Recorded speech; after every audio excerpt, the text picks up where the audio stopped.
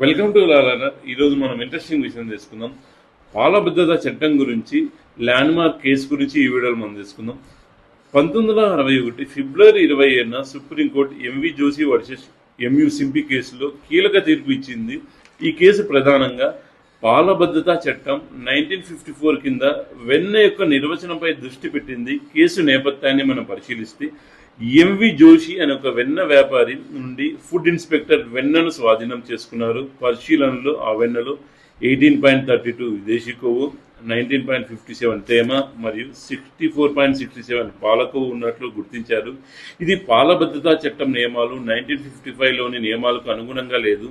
మొదట న్యాయమూర్తి జోషిని నిర్దోషిగా ప్రకటించారు. ఎందుకంటే కడు నుండి తయారు చేసిన వెన్న చట్టపరంగా వెన్నగా పరిగణించలేమని భావించారు. అయితే హైకోర్టు ఈ తీర్పును రద్దు చేసి కడు నుంచి తయారు చేసిన వెన్న కూడా చట్టపరంగా వెన్న నిర్వచనంలోకి వస్తుందని పేర్కొంది. సుప్రీంకోర్టు హైకోర్టు తీర్పును సమర్థించింది. అయితే శిక్షను సవరించింది. కఠిన కారాగార శిక్షను జరిమానాగా మార్చింది. న్యాయపరమైన విశ్లేషణ మనం పరిశీలిస్తే సుప్రీంకోర్టు పాల భద్రతా చట్టం 1954లోని నిర్వచనాలను విశదీకరించింది. వెన్న యొక్క నిర్వచనంను పరిశీలిస్తే నియమం ఏ 11.0.5 ప్రకారం వెన్న అనేది పాలు లేదా క్రీమ్ నుండి ప్రత్యేకంగా తయారు చేయబడిన ఒక ఉత్పత్తి. కోర్టు అభిప్రాయపడింది గీ తయారు చేయబడిన అనే పదం కడు నుండి మధ్యవర్తి దశలను కూడా కలిగి ఉంటుంది. ఎందుకంటే అవి పాల నుండి ఉత్పన్నమవుతాయి.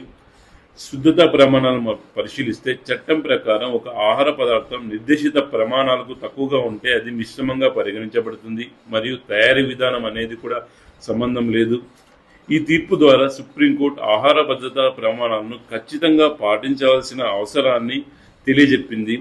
కడు నుండి తయారు చేసిన వెన్న కూడా చట్టపరమైన ప్రమాణాలకు అనుగుణంగా ఉండాలని స్పష్టం చేసింది.